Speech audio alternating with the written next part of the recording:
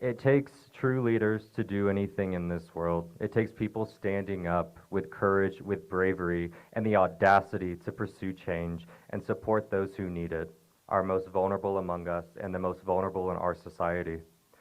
With us today is someone who has had the audacity to stand up to hate and has done so for quite some time. We are joined today by the LGBTQ ambassador for Bacardi, Chris Cabrera. Chris, after seeing the news of what occurred at Club Q, immediately sought after Matthew Haynes while he was in New York City immediately after the shooting. Since then, we've had the privilege to get to know Chris, and Chris has contributed to our goal of building a permanent memorial to honor the victims of the shooting. It's the work of Chris and it's the work of companies like Bacardi that are going to ensure that our community will continue to push forward. I'm honored today to have Chris here, all the way from New York City, and I'm honored to have him come join us and speak today.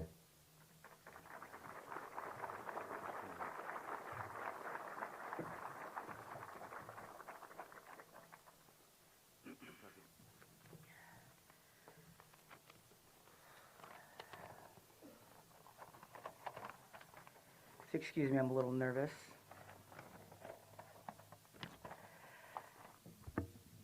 First, I want to thank Matthew and the Club Q family for inviting me to be part of today as we remember Daniel, Derek, Kelly, Ashley, and Raymond. Like all of us last year, on the morning of the 20th, Transgender Day of Remembrance, I woke up to the heartbreaking images and the news that another one of our safe spaces had been attacked. It was the same feelings of sadness, disbelief, and anger I felt the morning after the Pulse massacre in Orlando on June 12, 2016.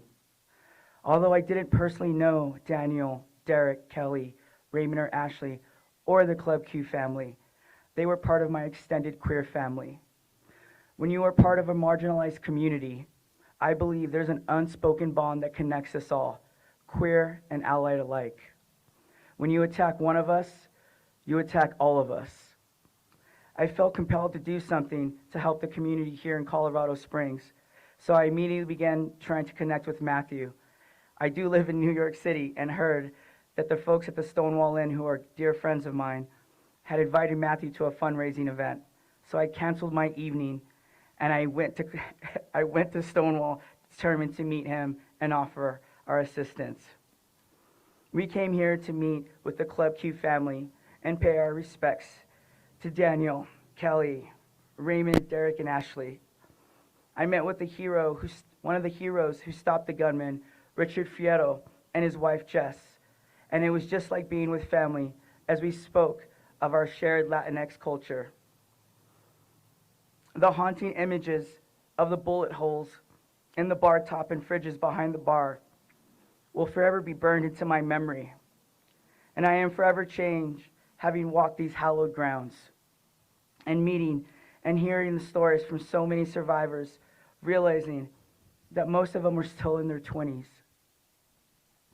I do believe the world saw the best and the worst of humanity that day.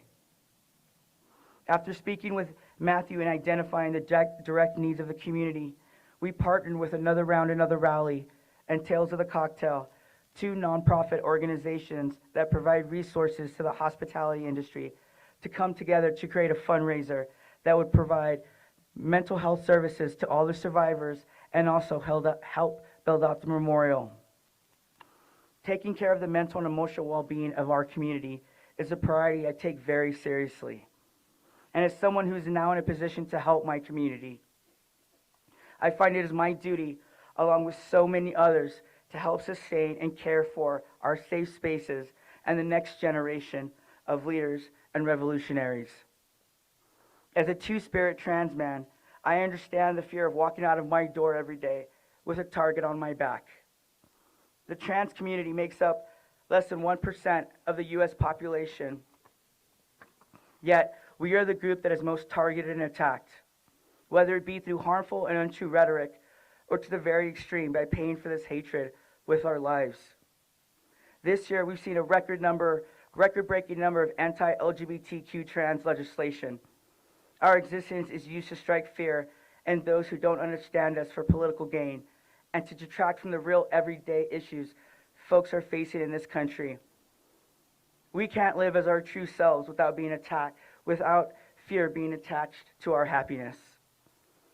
Now, I have traveled throughout the country to find that there are more folks than not that want us all to have the right to live safely and freely as ourselves. Those who hate us say to keep it away from them, keep it behind closed doors, yet they seek us out in the safe spaces we've created to harm us. I believe they hate us because we have the audacity to live and walk in our truth as ourselves. This past year, we in the LGBTQ plus community have been reminded that Pride was and is a protest. We come from a family of revolutionaries, and 54 years after the Stonewall riots, we continue to follow the lead from our leaders like Marsha P. Johnson, Sylvia Rivera, James Baldwin, to the leaders of today, Raquel Willis, Alec Van Menen, Jonathan Van Ness, and so many other ancestors who have fought for our place in this world, not to acclimate, but to live out in the open as our true selves and on our terms. We will not be scared back into the closet for the comfort of those who do not have the courage to live in their own truth. We will continue to center equality and liberation for all. Now, those who know me well know that I often end with a quote from one of my personal heroes, James Baldwin. Ignorance, allied with power, is the most ferocious enemy justice can have. The fight isn't over. It's just begun. Thank you.